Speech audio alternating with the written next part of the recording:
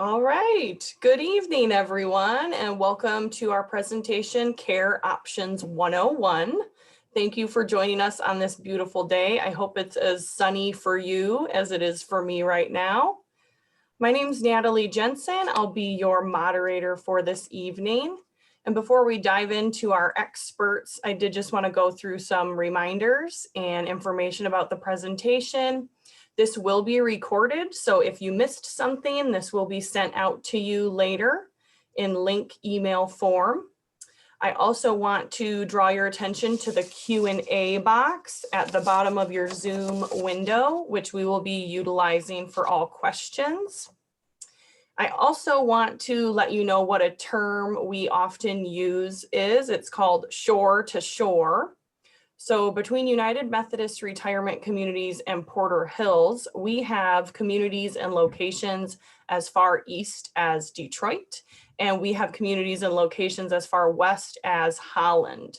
So we use the term shore to shore to explain something that we do or something that happens all across the state, or shore to shore. So you might hear that term throughout this presentation.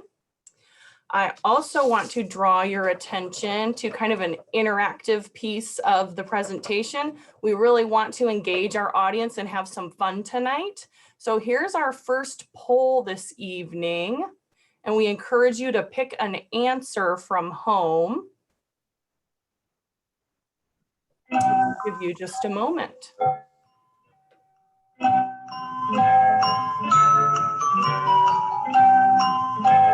What do you hope to learn from this presentation?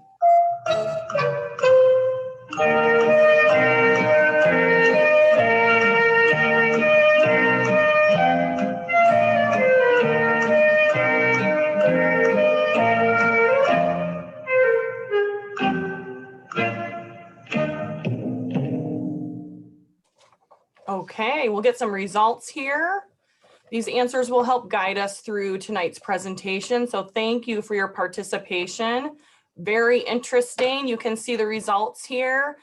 It looks like the top thing is how pricing works. So we will certainly dive into that with James and Nicole here.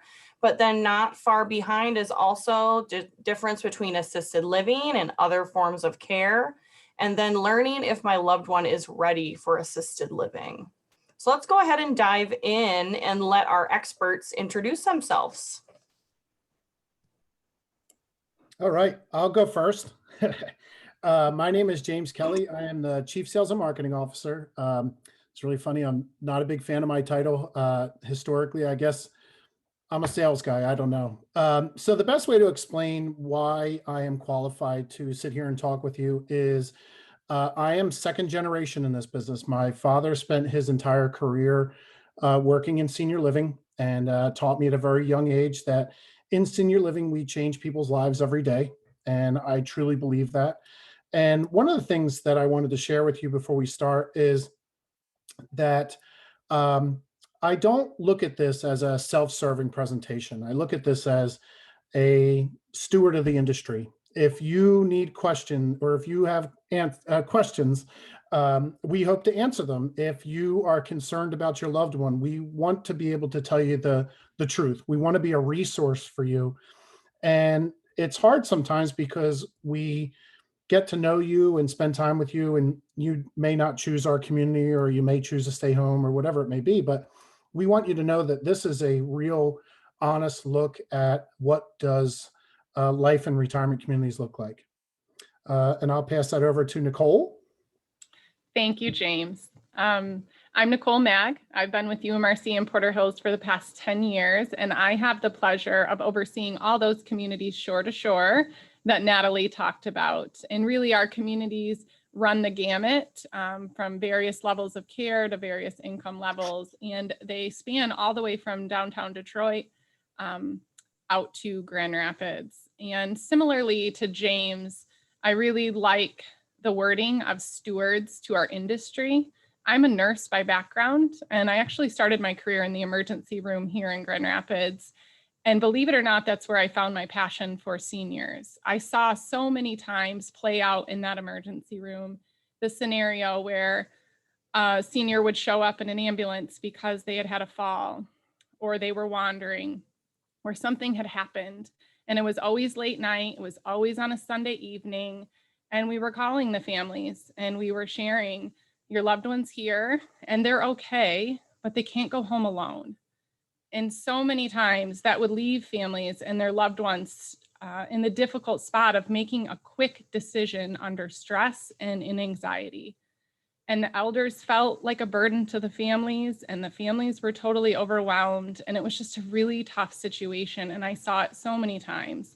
And I said, when I'm done with my time in the ER, I want to go into aging services. And I hope to be a solution, and I hope to provide support to that industry, to be proactive and to plan so that we don't end up in the emergency room on a Sunday night without one. And so I commend you for taking the time tonight to listen to this presentation and to start the journey of just becoming educated about the industry in general. And James is right. It's not necessarily about UMRC in Porter Hills. It's about what senior living is really in general. Just doing what's right. Doing what's right.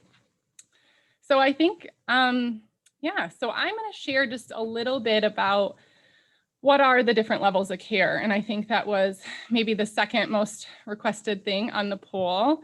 And traditionally, senior living is really made up of 3 levels of care. We call them independent living, assisted living, and then what we traditionally hear of as the nursing home or skilled nursing. And a lot of times they will follow that path. Independent living may move to assisted living, and assisted living may move into the nursing home.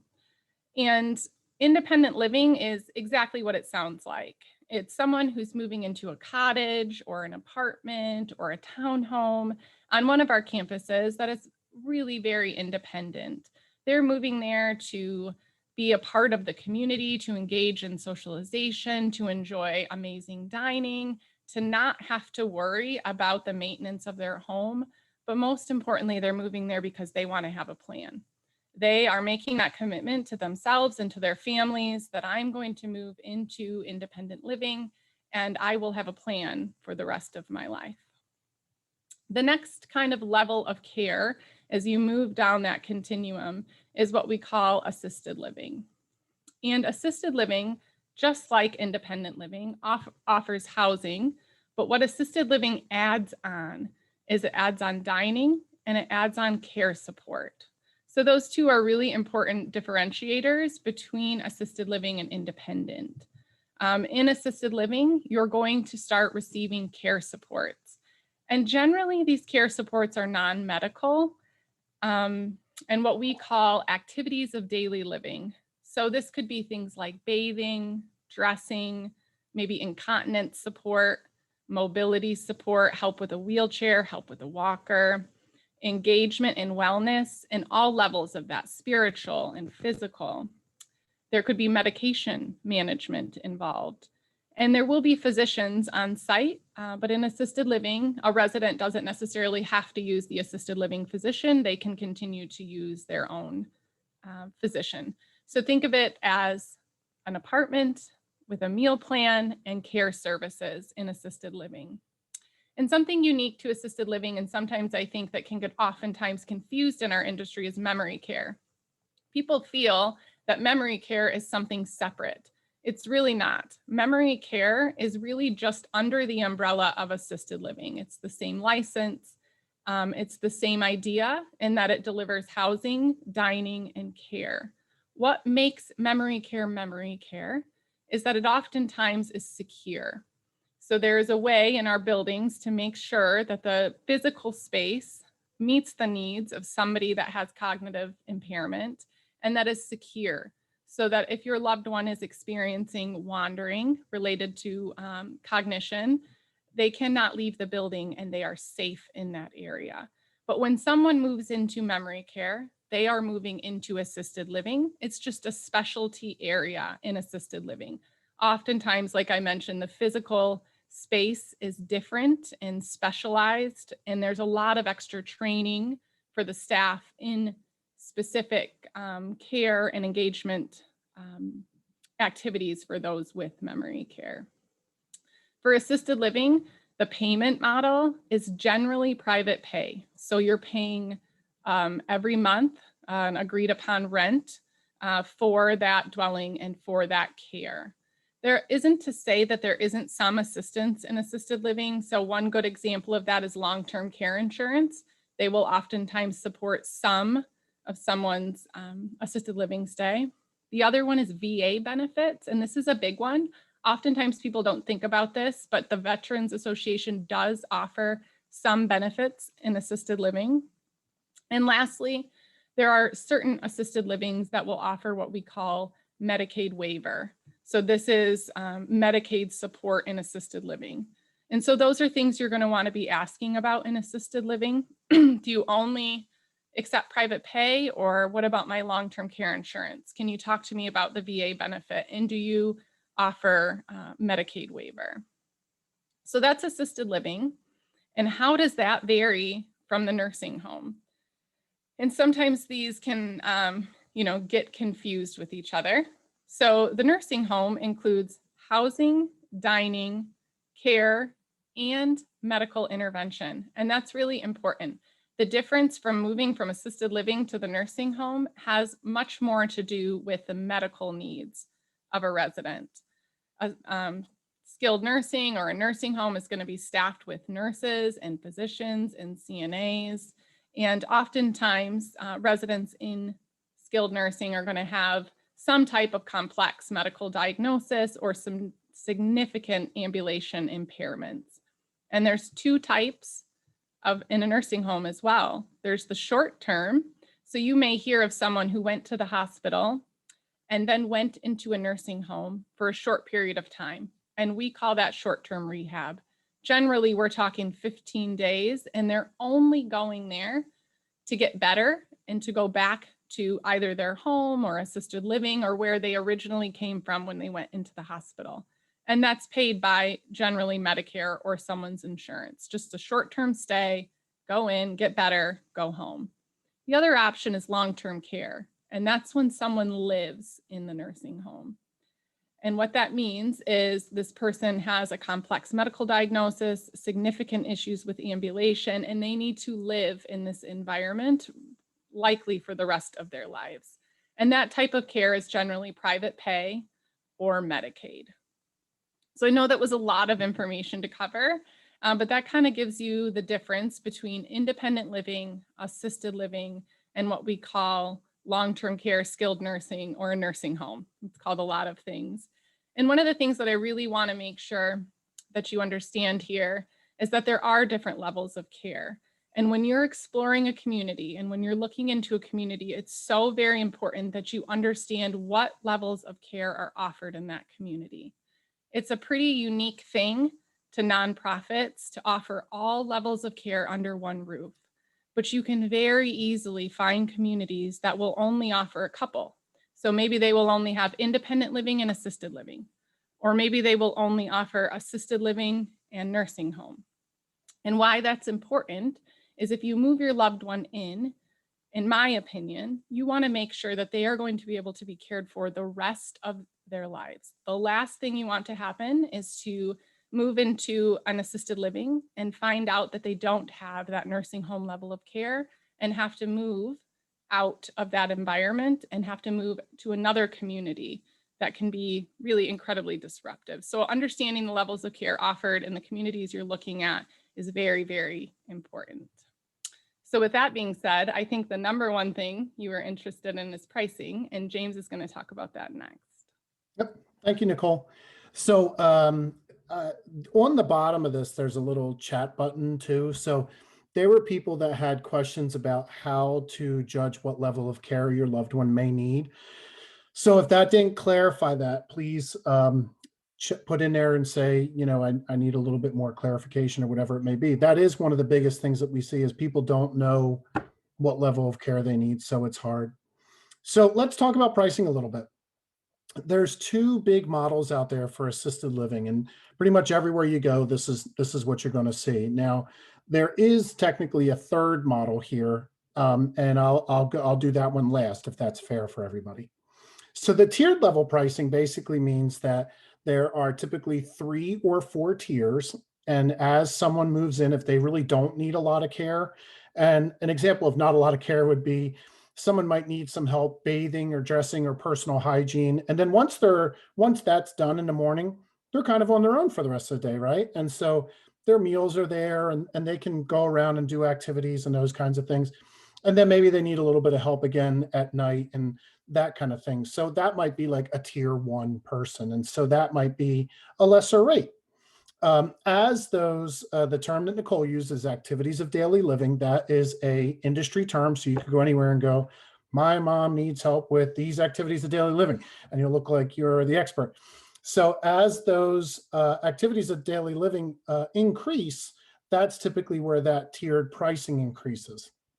It's difficult for us as an organization to offer that model because it really requires, quite honestly, a lot of paperwork, because you have to make sure that we're tracking it. And if we are giving more work and we're not getting paid for it, well, that's not a real good model. So we have to make sure that we're charging for it. And you need to make sure that the person that you're watching, your loved one, really needs the care. And so we're going to talk a little bit more about the not-for-profit difference as we go through, and that might help with some of that. The other one is an all-inclusive rate. And so I'll tell you right now, the tiered level pricing, that is Porter Hills Village. That is the Grand Rapids campus. The all-inclusive rates is Chelsea Retirement Community on the east side in Chelsea. So the all-inclusive rate basically means that you won't worry about the rate going up. You won't worry about what if my mom needs more care, or what if my mom wants, whatever. It's all taken care of. It's a very predictable monthly service fee. So there is no real rhyme or reason, I guess, Nicole, really, no real rhyme or reason to either one. It's just kind of a model that the market speaks to. And honestly, the tiered level pricing is a lot more, I don't know if it's popular or just prevalent in Grand Rapids. So that's probably why that's there. And then on the east side in Chelsea, we've been around since 1906. There wasn't a lot of competition for a long time, and people seem to really like this model. The last model that's not on here, which is my fault because I didn't tell them to put it on, is if you look at some for-profit organizations, so Sunrise is an example, and some of those others, where they give you a basic rate, and it's almost like a rent rate, right? So that's what it costs just for your apartment. And that may be, pick a number out of the sky, $1,500, right? And so $1,500 is your monthly service fee. And then every time you use a service, you get charged for it. And so if your mom or loved one needs medication management, that might be $20 a day. If they want to take a bath, it might be $20. It's $20 here, $20 there. And so if you watch it, you can control your costs. But at the same time, it can increase very, very quickly. And in some cases, it goes up higher than what it would be on our tiered levels. And, basically, it's just a different type of what we would call a staffing model that we staff because we have people here, and we look at a resident and employee ratio. We call them team members. And so we look at that ratio to make sure that we have enough people to provide the care. Well, in some of the models where you're adding each service on, they look at that on a regular basis and say, all right, I think it's time to hire somebody else because we now have this many people doing these services. So it's a little bit of a different model, and I think it depends on what makes you feel good. And then, of course, what care your loved one needs. So we'll go to the next slide. All right, so the not-for-profit difference, and I'm going to try to explain this as easily as possible. So there is a nonprofit and there is a not-for-profit. A nonprofit basically means that they run with no profit. The Alzheimer's Association is a very good example of a not-for-profit. They don't generate any income, right? It's all predicated upon people donating money and fundraising and that kind of stuff. So they're really a nonprofit, right? We are a not-for-profit. And what that means is that our organization is run not for profit. So do we make a profit?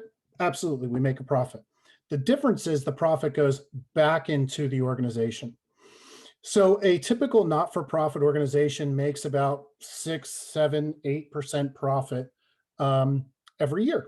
And that money goes towards better employee wellness, better employee engagement. It goes towards capital expenditures. It goes towards all kinds of things. But the difference really is that we're not here.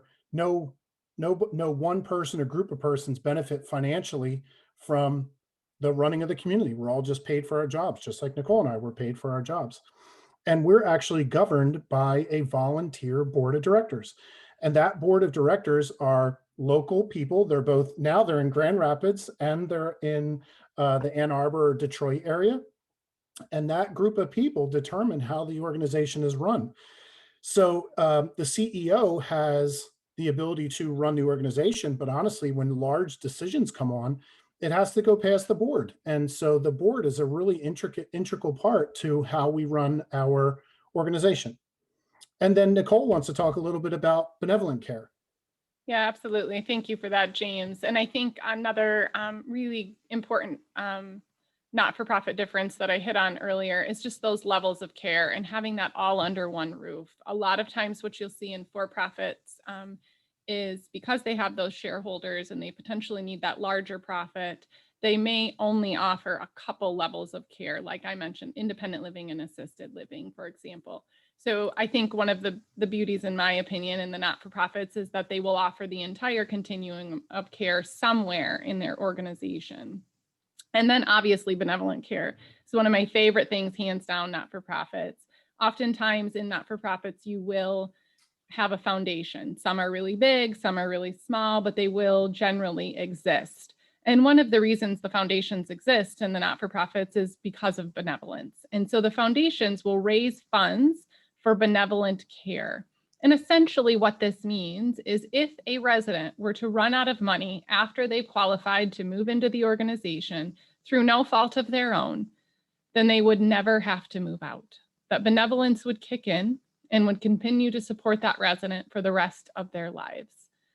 And that is incredible, in my opinion, because that offers peace of mind. And really, I oftentimes denote that peace of mind with a not-for-profit difference.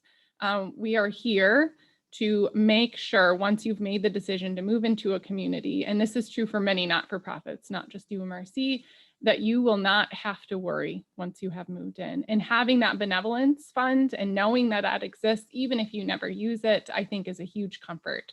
So that's something you're going to also want to ask about when you're touring communities is, what would you do or what would happen if for some reason, through no fault of our own, we ran out of money? What would happen? Would we be evicted? Is there some type of benevolent support? I think that's something really important that you're going to want to understand as you look to make this decision. Hey, Nicole, I wanted to make a quick point real quick, if that's okay with you. Yeah. And I kind of forgot it, but you brought me back in with the benevolent care. And that is the part of the not-for-profit difference is that we look at stewardship is a word that we use a lot, but stewards of not only our residents, but also our employees. And in a not-for-profit organization, we typically pay our employees a little bit better. We have better staff longevity, better benefits. It's not unusual for us to have an employee that would be there for, honestly, we have quite a few. We do the employee dinners every year, the employee recognition dinner for their time spent with us, to have 30-year employees. And part of that is that, you know, we really try to keep happy employees. And when someone's providing care, you want someone that's happy. And what triggered me on that one was just benevolent care. You know, we don't know who's on benevolent care. Honestly, Nicole and I, you know, we're two of the people that run the organization. I have no idea who's on benevolent care, and it doesn't matter. And that's really the beauty of it. And the employees don't know. I think literally like there's like a finance person that knows, and maybe the CEO knows, but they probably don't remember the name. So it's really cool that we make the promise that, you know, when you move in, we won't ask you to leave. And I like that. That's pretty cool. Yeah. All right. So I think we've got a poll. Oh. Yep. Oh, nice. Okay. All right, I'm back for the poll. What are you most concerned about with your loved one living at home? So go ahead and pick an answer And we'll give you just some time.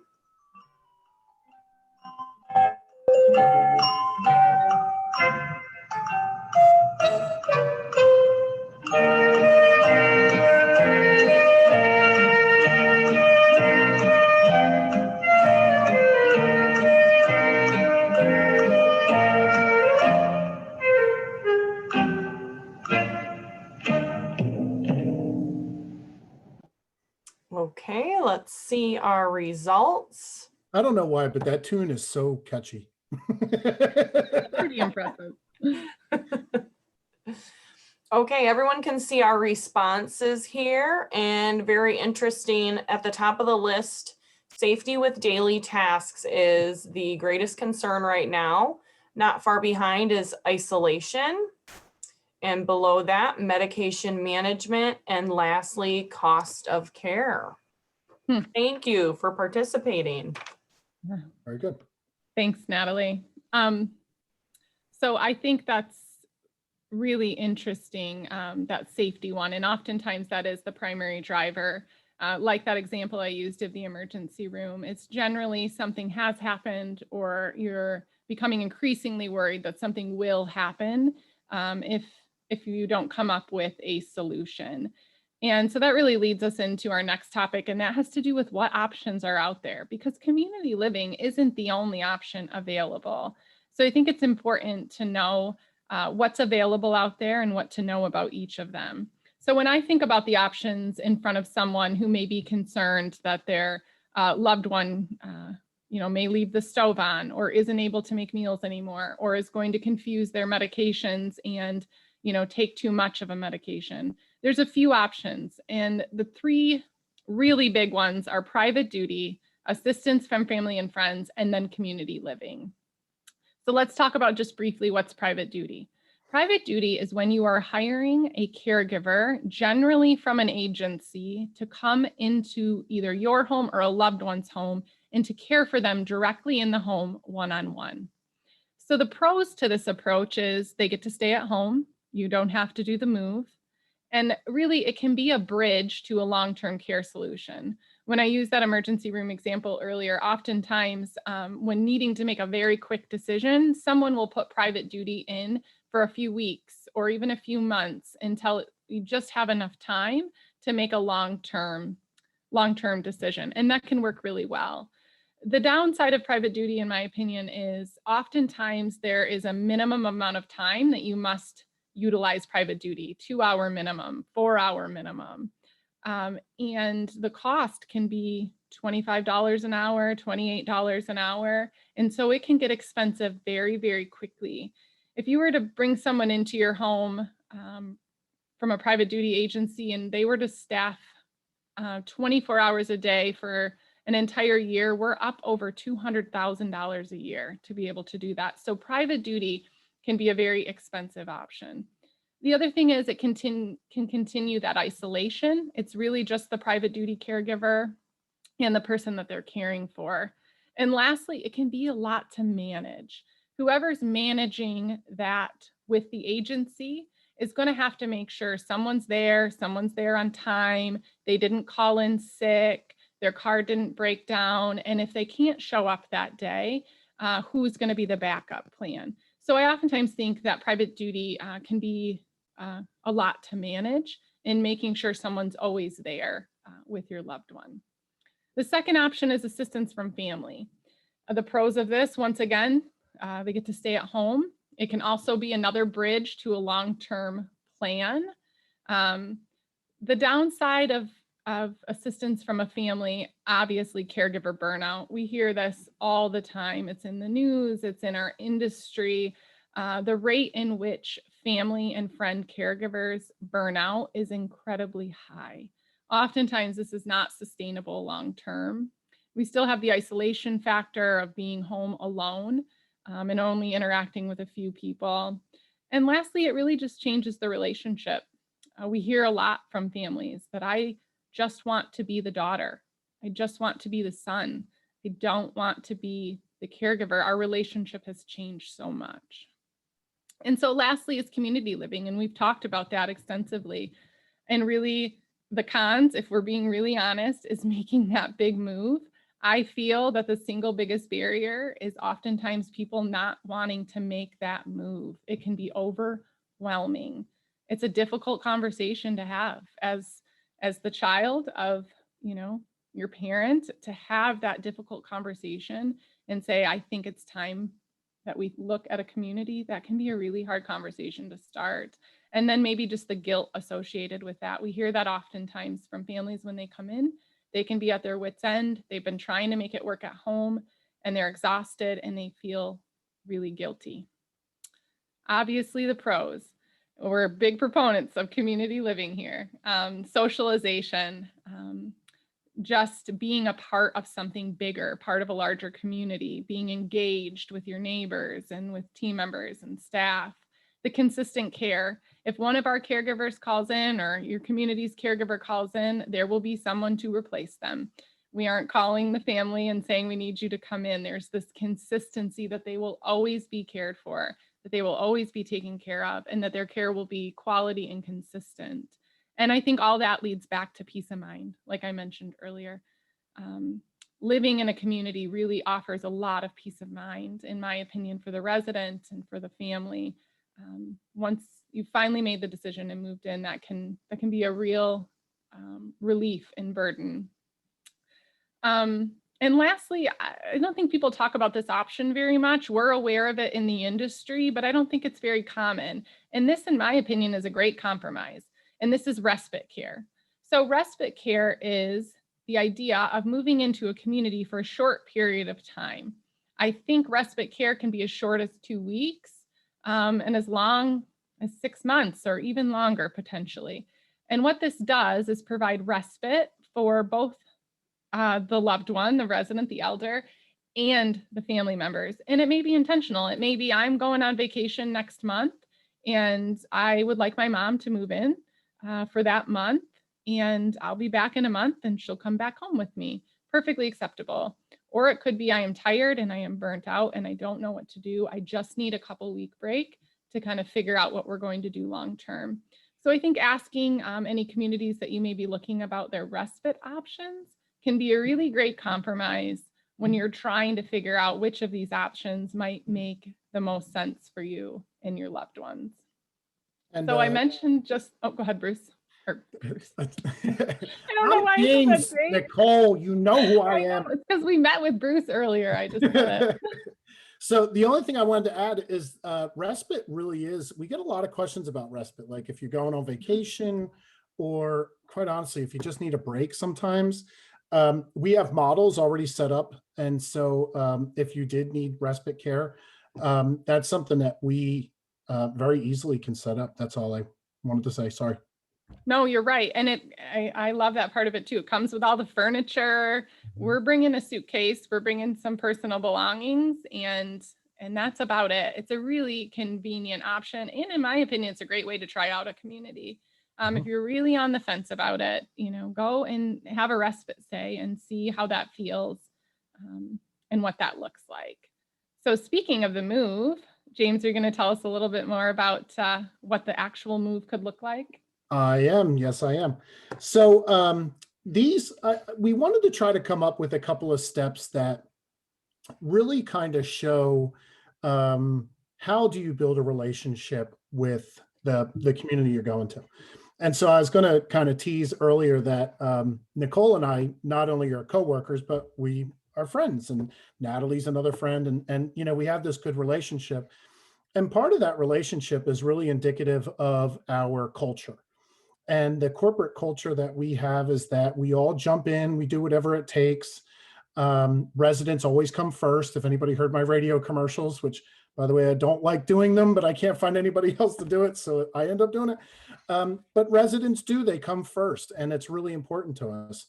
And so when you meet me on this Zoom, or you meet Nicole, or you meet Natalie, or later on you'll meet Joy or Nicole Adams, you'll see that we not only are nice, but we really are anxious to help you, and we want to listen, and we want to really understand what you're going through, and everybody's situation is different. And so that is really important, because that is a window into the organization. And so if you don't feel like you're getting the attention that you need or that they're really listening to you, be careful. That's all.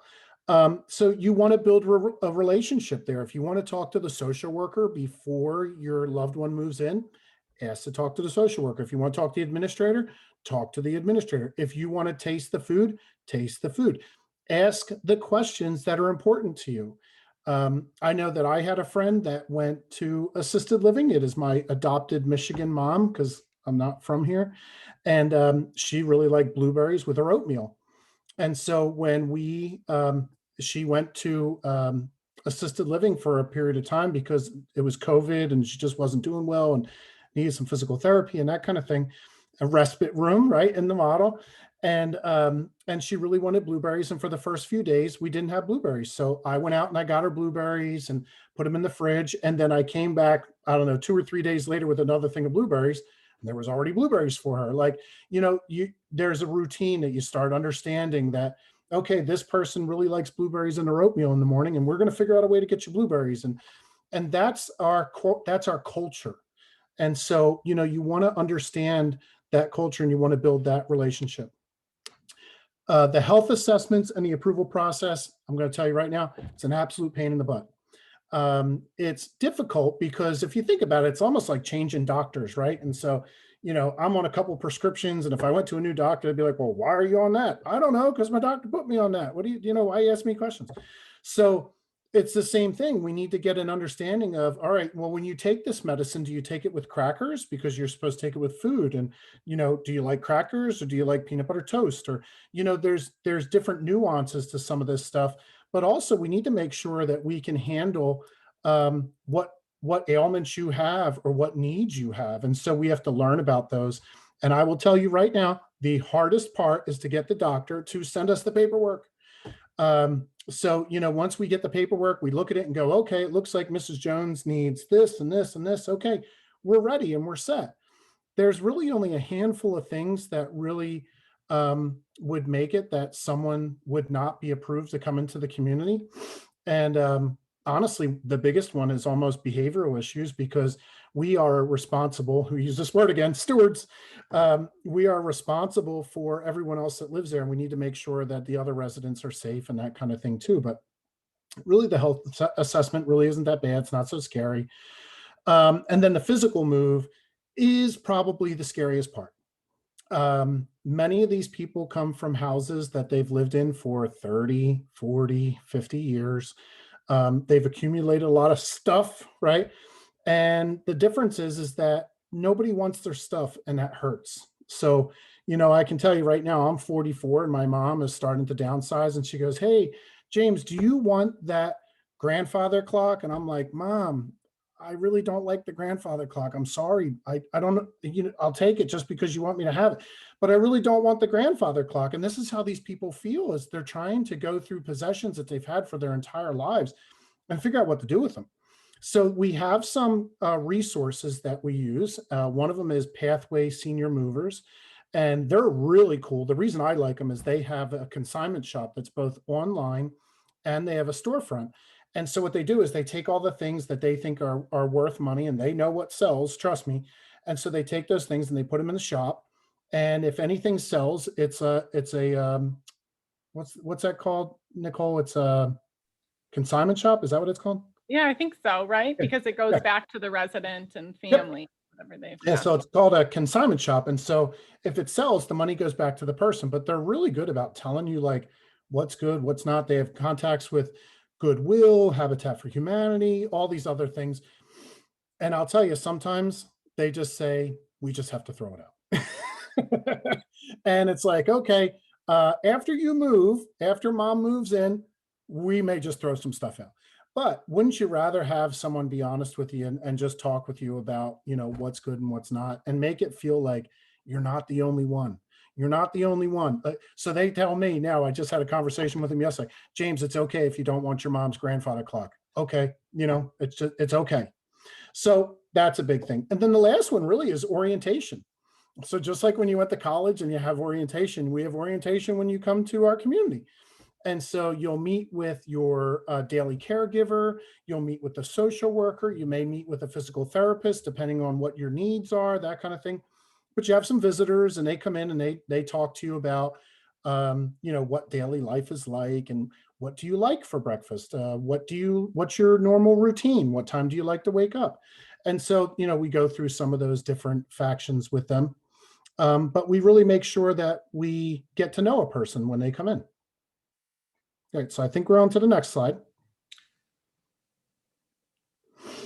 Okay, so when we talk about giving care to someone, and one of the things I wrote down is the son or daughter being a caregiver, right? And so I'm going to go back to my Michigan mom again.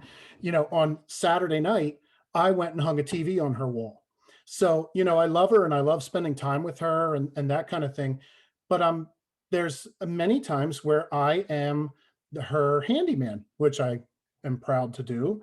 But at the same time, I'd much rather have her over for dinner and spend time with her and see her play with my kids or, tell my kids stories and that kind of thing. So you look at the time that you spend with someone and how is that really best? So is the time best used as a caregiver or a handyman, or is the time best used as a friend or a daughter or a son to sit and listen to stories? And it takes a village to take care of people. And so, we have environmental services. So if someone buys a TV stand, we can get the TV stand put together. If someone wants a TV hung on the wall, we can get a TV hung on the wall. This is it's a village that comes together to take care of a person. And we absolutely want to be a resource. And so what I mean by that is not just for the resident themselves, but maybe you. I've talked to husbands that say, I feel guilty that my wife is in assisted living and I'm still home and I want to golf or I want to go out shop I love it. There's this one group, they're called the Romeos, retired old men eating out. I love it. I think it's the greatest thing in the world. But so, the guy's part of this Romeo thing and he's like, I want to go out with my friends and eat, but I feel guilty because my wife is in assisted living. It's okay. Many people that take care of their spouses or take care of loved ones, there's caregiver burnout. It's a thing. And so, if you're concerned about how you feel, talk to our social worker, talk to, we call it a salesperson because if you call it something else, people don't know who to talk to. So talk to the person that helped your loved one come into the community, talk to the administrator, talk to the nurses. There's people that you can talk to that say, you're not alone. It's okay. And so we're a resource for not only the person that lives with us, but also the family as well. And it's important to us. Absolutely. We even have support groups that you Mhm. can join because this is such a prevalent issue. And one of the things I wanted to sneak in about Pathways, and there are many companies like Pathways, it's not just Pathways, but I think that people oftentimes struggle with trying to envision their current home and how it will fit into the new space. And I know I have that same problem. When I look at an open space, I'm overwhelmed by it. I don't have that gift. But Pathways or a company like that will come into your home, look at all your items, decide what items you're going to keep, and then go into that open space in the community and map it out. And you will walk out with a map that says your bed's going to go here, your clock's going to go here. It's super cool. All of the services they do, and they are just dedicated to this concept that moving as a senior into a community can be really, really difficult. And their whole goal is to make it easy. And they do an awesome job at it. They really do. And it's nice to have someone that you can rely on too. That's really the key. So the next talking point here is ask about incentives. And so here's the deal. Hot deal. That's great. So we are, again, I feel like a broken record. There's times that I use these same words over and over again, but it really is. It's a not-for-profit difference and stewards of the business. And so here's the deal. We're a not-for-profit organization. If we have rooms that are available, meaning that no one lives in that apartment or that room, it's our responsibility to fill that room as quick as possible because an empty room or an empty apartment is not revenue for the community, right? And so that's not a good model. Sister Mary Margaret taught me very early in my career, there is no mission without margin. And so what we do is we offer incentives to get people to move in. And some of those incentives could be money off the entrance fees for independent living, money off the monthly service fees for assisted living, some move-in packages, things like that. So you're going to have to talk to your sales advisor at the community to see really what help you need. We don't do just kind of one flat thing, because we could say, okay, well, we'll pay for the move. And some people go, my mom doesn't really want to take a whole lot with her. It's not really doing anything. My husband has a pickup truck. We're coming, so we want to make sure that we're hitting the hot button for you. So let's go to the next slide. All right. So this one, I really like this analogy, and everybody laughs at me when I say it, but the reason assisted living is interesting is because it is one of those deals where you're driving down the road and you get a flat tire. And the truth is that I say we sell tires. Most people don't care about tires unless you're a gearhead, which I'm a gearhead, so I like tires, I'm one of those weirdos. But most people don't know. And when do you figure out that you need tires? It's usually in some kind of crisis. And then who do you trust? Who do you go to? What tire shop? Am I getting a good deal? What are these tires? I feel like I overpaid. Are they really good tires? You have no idea. And so like Nicole said, which Nicole, I've never heard you say that before, and I really like it, is that when Nicole was an ER nurse, it's, well, what do you do when this rainy day comes? And I heard a saying once that we're not I can't tell you when the rainy day is coming, but I can tell you we're the best umbrella. The truth is that this is the rainy day. And so, a lot of people are concerned about what does it cost and how do you do this? And those are valid concerns. The truth is that this is the rainy day. If you're needing care, this is the time that the money that you saved for your life is used for your care, whether you stay home or whether you move into a community or whatever it is. This is the time that you have to use it. And so we want to make sure that if you've got a flat tire on the road, that you have somebody to talk to, number one, so you can always talk to us, that you have options, that you're not alone, and that it's okay to ask questions. So we're going to go into a couple of myths. So this is really fun. All right, let's go. All right, assisted living is too expensive. Busted. All right, so who's doing this, Nicole? Is this me or you? This one's yours. Okay, so people do think that assisted living is very expensive. And so here's the interesting thing. It is. Are you living at home without services and that kind of thing? No, you need care, you need help, and you have to pay for that, whether it's someone coming into your home, like Nicole talked about for home health care. Honestly, home health care in many cases is more expensive than living in a retirement community, especially as time, adds on.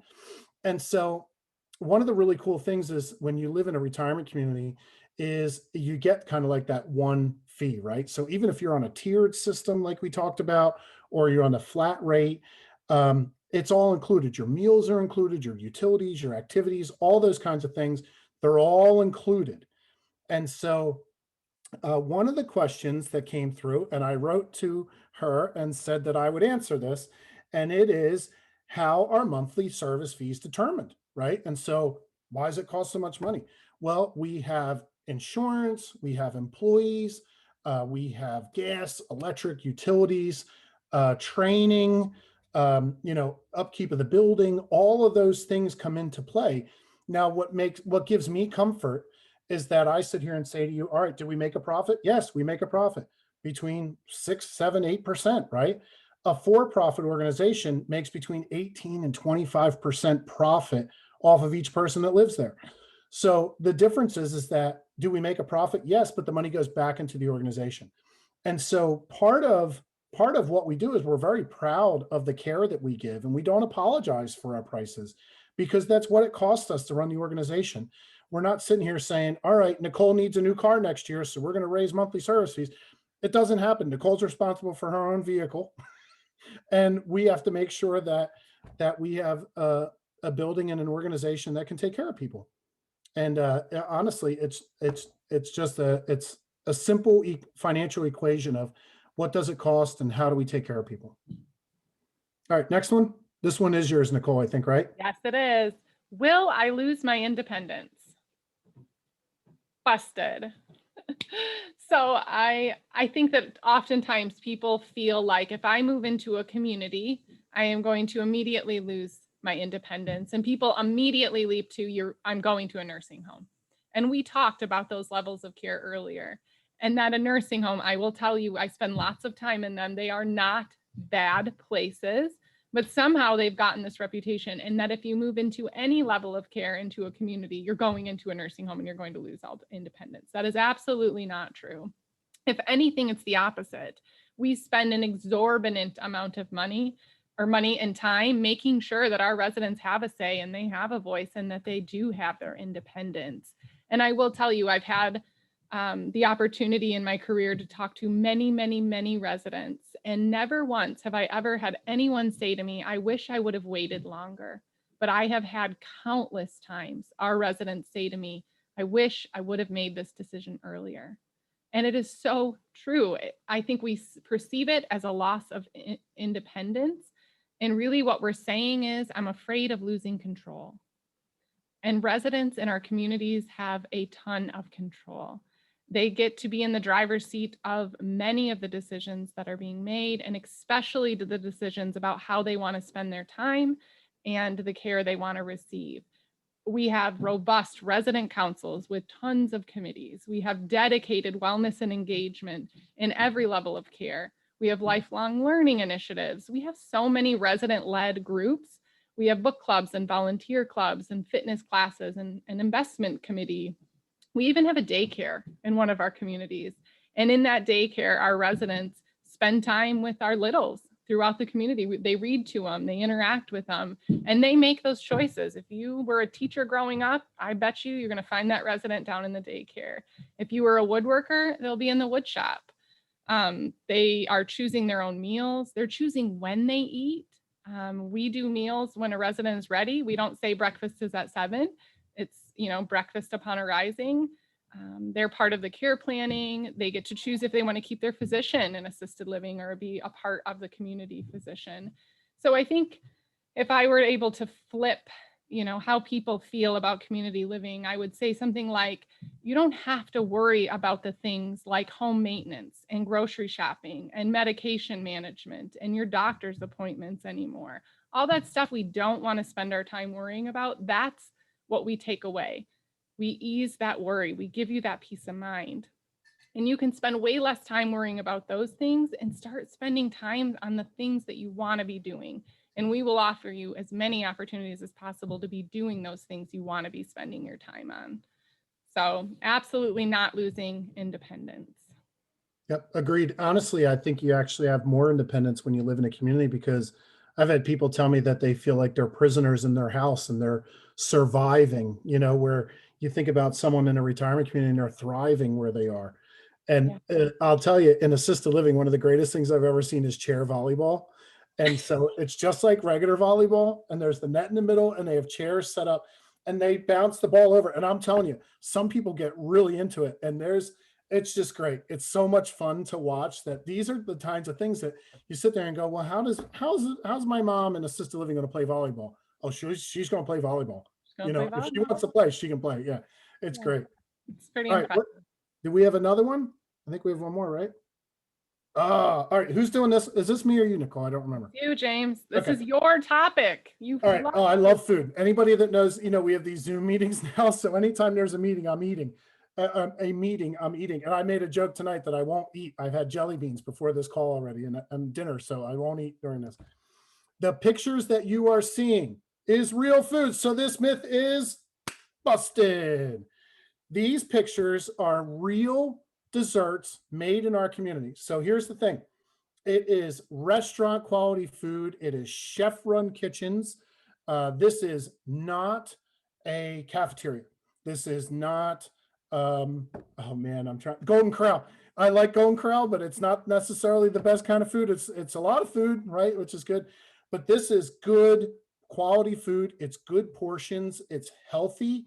It's nutritious. We have nutritionists and dietitians on staff that meet with people. So, my doctor told me that my is it LDLs? Is that the bad cholesterol is LDLs, right? My LDLs are too high. I don't know who to talk to. I can tell you right now, I'm going to go to work and go find a dietitian and say, hey, doctor told me my LDLs are too high. What am I supposed to eat? You have the same benefit of going and talking to a dietitian that's there. The food is great. So the same person I told you that I had a hanger TV on Saturday, and when she went to assisted living for a respite stay, she said to me, the food here is fabulous. So, I loved it because I expected like, oh, the food, I don't know, but no, she loved it. And it's good food. And here's the best part. The same food that the independent living residents eat, right? So if you're 75 years old and you're still playing golf and a mover and a shaker, it's the same food you're eating there that you're eating in assisted living and skilled nursing. It's the same quality of food, the same temperature of food, everything's the same. The only difference is if you have like special dietary needs or something, we accommodate those, but literally it's the same food. In the east side of the state, at Chelsea Retirement Community, there is a bakery in skilled nursing. It is phenomenal. I go there and I get Danishes and bring them home to my wife. On the west side, there is a chef who he came from. Where did he come from? The Amway Grand, actually. Amway Grand. Mhm. And he's Austrian, and so he's got this great accent, so he could just say like potato, and it sounds good. But I mean, he's the one that's making this food, and it's just phenomenal. So I do get excited about food because the food is good. All right. We got I another think one. we actually got one more. It's not as fun as food, but No, it's just as important. this is yours. I don't want this one. I know. So COVID restrictions, we have been eating, breathing, and sleeping it for the last year. So the myth is there are too many restrictions during COVID, and that is busted. So I want to be really clear about this. It's been a year that none of us ever expected and could have ever predicted, but I will tell you, I am so incredibly grateful to have been a part of this organization through this last year. So I want to be clear. Someone asked already in the questions, what are the current restrictions? So currently, in all levels of care, dining is open, activities are open, you can come in and visit. Does it look like it did a year ago? No, it doesn't. To come in and visit, you're going to get a COVID test, you're going to be screened, but you're going to go to your loved one's room, you're going to see them. So restrictions have absolutely been lifting over the last probably 30 to 60 days. And a lot of that's related to the vaccines. So because we are in community living, we were able to, and the industry was able to offer vaccines to our residents in the very first year. So every single resident, shore to shore, in all of our communities have been offered the vaccine, as well as our team members. And that has made a huge difference for us in our ability to open back up and allow visitors on the campus, have dining, and have wellness and engagement activities. And I will say, I think this last year has been really isolating for all of us, whether you live in a community or not. But one of the beautiful things, I think, for those who moved into our community before COVID is that they were able to still see and interact with people every single day. They had caregivers, they had dining, they had housekeepers. They still had their social lives happening inside of the community, where a lot of us in our independent homes were more isolated than those that were living in our communities. So we are opening back up, we are getting our vaccines, and we're incredibly hopeful for the future. All right, Natalie, what do we got next? Whole time. All right, we want to see from everyone's point of view, what is the next step for your situation? So let's pull up our options.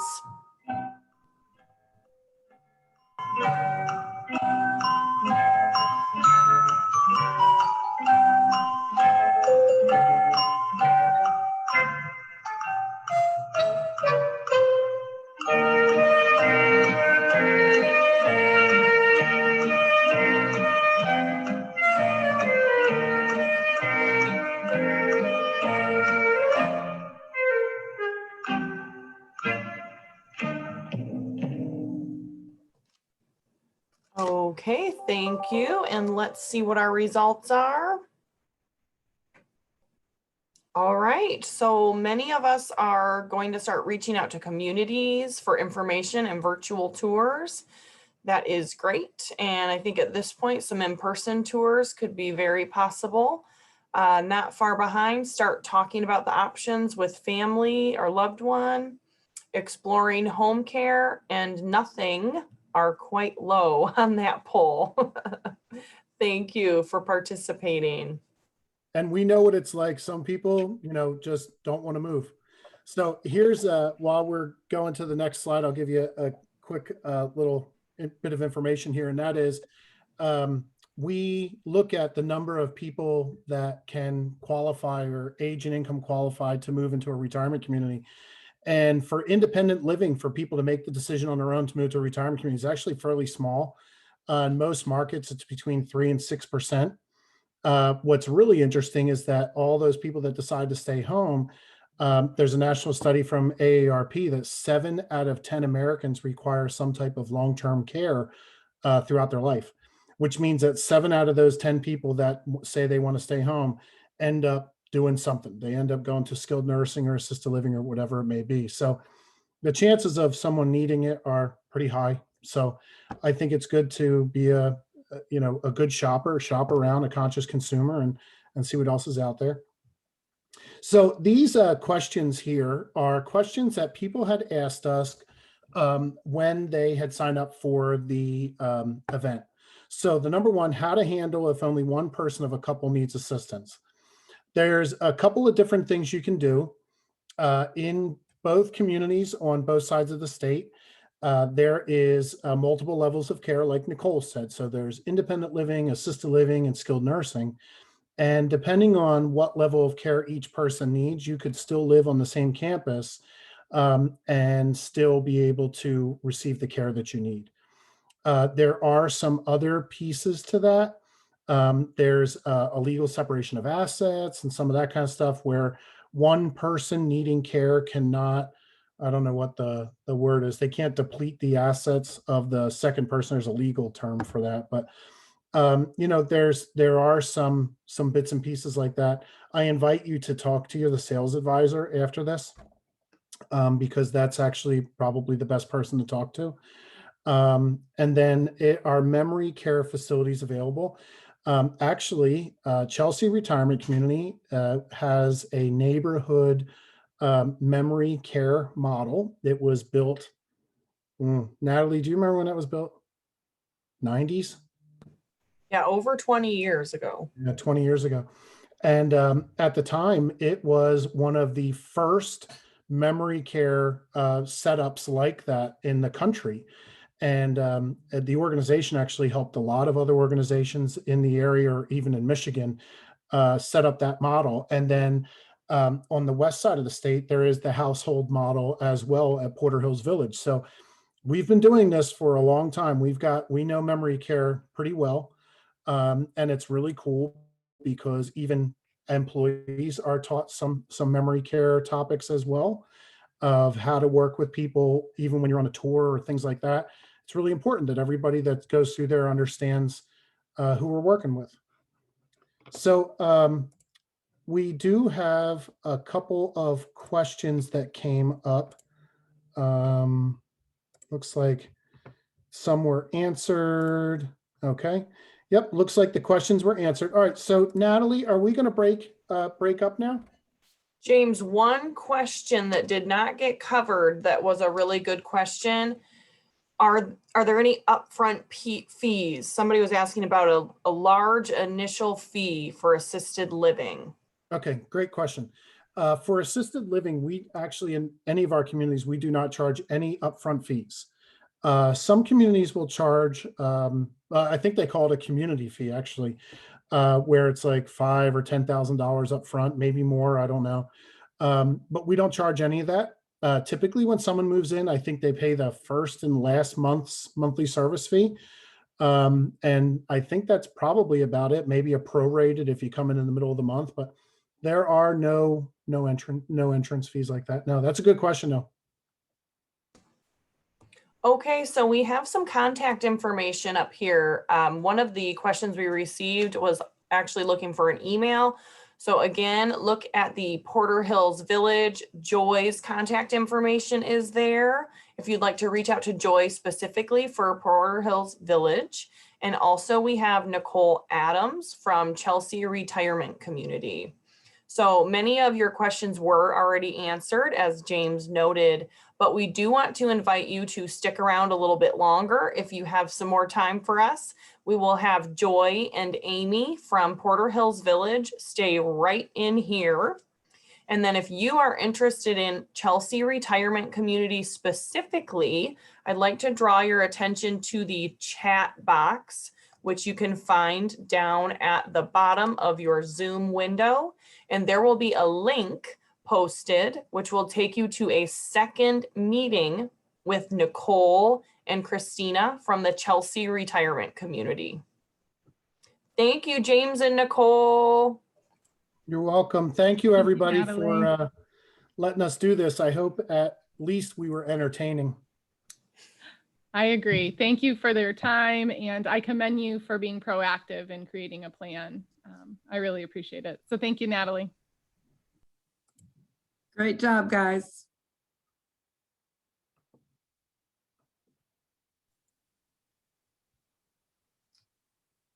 So Hello, go ahead, Joy. I'm Joy. So I'm the sales counselor for the Village Center here in Grand Rapids, Michigan. And then Amy Vanderplug is our director of sales. So we wanted to stay on and answer questions for you about Porter Hills Village and our communities over here.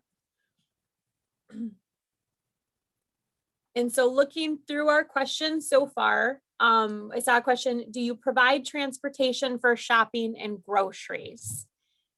And in Porter Hills Village, right now it's hard because there is a pre-COVID answer. Pre-COVID, we did have a bus that would go around and make sure that our residents got out to some of those popular outings and destinations.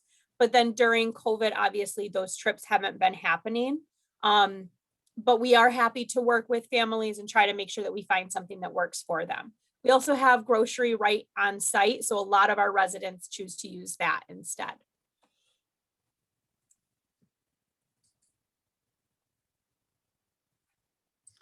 So it looks like the person who had asked several other questions that I was typing some answers to is still with us. So I want to make sure that some of the answers that we sent back were satisfactory. If they weren't, let us know. Type in the Q&A section again. I'm just looking back at what some of those questions were.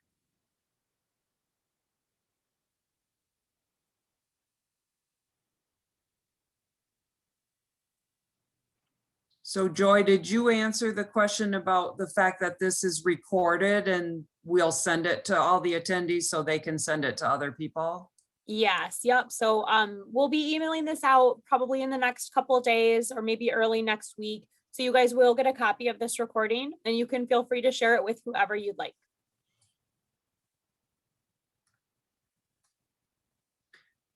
There was also a question in the chat about whether we provide home care services. Joy, do you want to expand a little bit more on that? The type of home care that we do have at Porter Hills? Sure. So you will hear Porter Hills Home Care.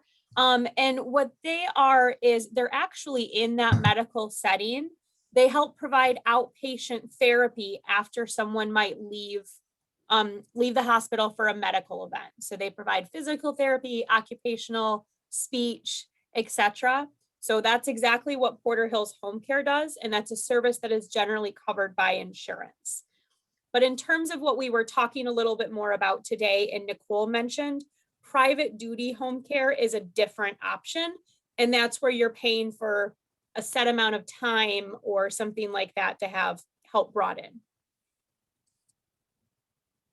Okay, then there's another question about that big fee up front. Do we charge that? And so as James was saying just a moment ago, we do not, for assisted living, memory care, skilled nursing, respite, or what we refer to as enhanced independent living, there is no upfront community fee or anything like that.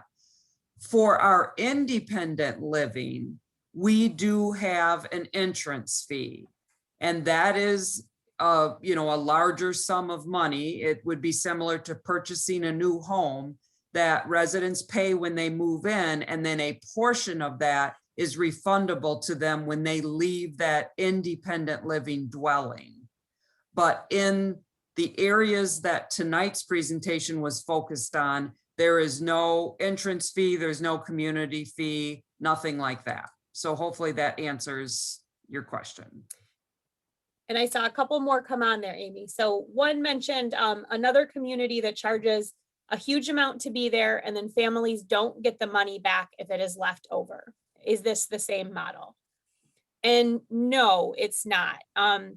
So how we do our application for our residents when they're coming in is we do have a financial application where we're asking for some information on what their assets are, but they are still in control of those assets.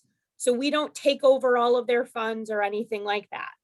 So theoretically, if they were to move on or pass away and they still had funds left, that would go to their beneficiaries or to their estate. It would not be Porter Hills for the time being. However, if they were to run out of funds, Porter Hills has that benevolence fund that Nicole talked about that would help cover their costs as well. So it's a good way to do it where you're still in control of how those funds are being spent and what's left over for them in the future. And then Amy, I see one on here that asks about meal plans for independent living. Do you want to take that? So in our independent living, meal plans are available, but they are not automatically included. So our residents very much have let us know that, you know, they want to be able to have the freedom to dine within our community or not. It's their choice. So residents are not automatically part of a meal plan, but meal plans are certainly available. And then one other thing I'd like to mention, at Porter Hills Village, we have something that's a little bit unique that we didn't really talk about a ton during the big presentation because it's not available at every community. But I mentioned that we have enhanced independent living here. And some people also kind of call it assisted living light.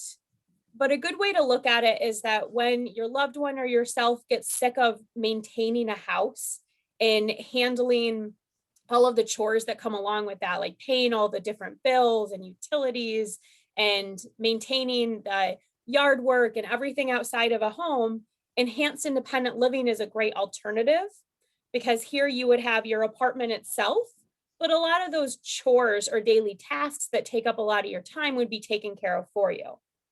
So enhanced independent living is a step where now you have meals included. So meals in the dining room, giving you that engagement with your neighbors and your peers.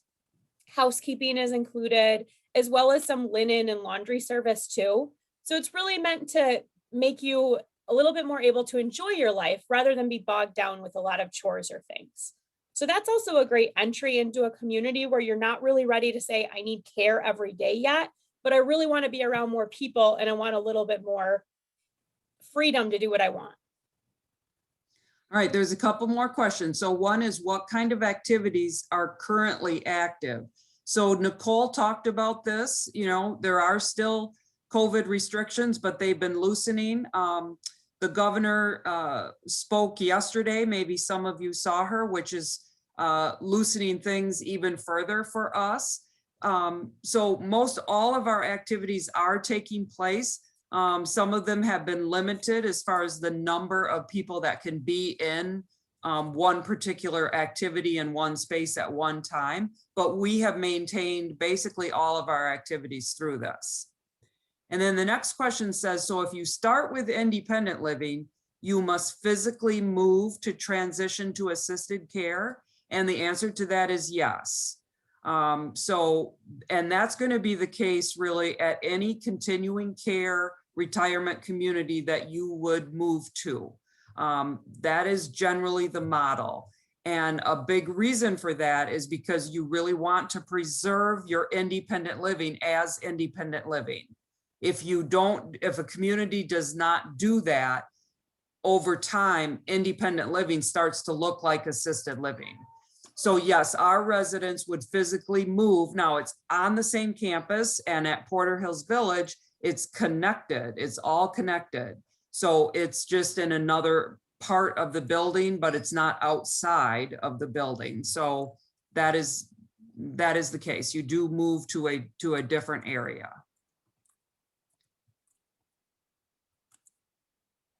Okay, so then the follow-up question was, does that then entail moving furniture, et cetera? Yes, it does. Yes, it does. You know, if a resident is leaving their independent living apartment, they're moving out of that apartment, and now they're moving into their new assisted living apartment. So yes, they would move their belongings with them, or whatever is going to fit in their new space. And that's where, you know, James was talking about the move process. He was referring to someone moving, you know, from their own home into our community, but they're within the community. There are also moves that happen. And we help to coordinate all of that. And actually at this point, I just want to add something to that, because Porter Hills is unique in that we have a position called a transition coordinator.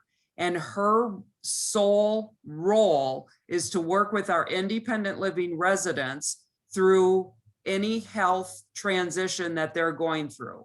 So whether that's a hospitalization and a surgery, and now they're going to come back to independent living, but they need home care set up, or you know, whatever the case might be, she coordinates that. She works with the resident and their physician to make sure that that's smooth. And then she also works with residents who need to move from independent living to a higher level of care. And she is there to really hold your hand through that process. It's a wonderful service that is unique to Porter Hills.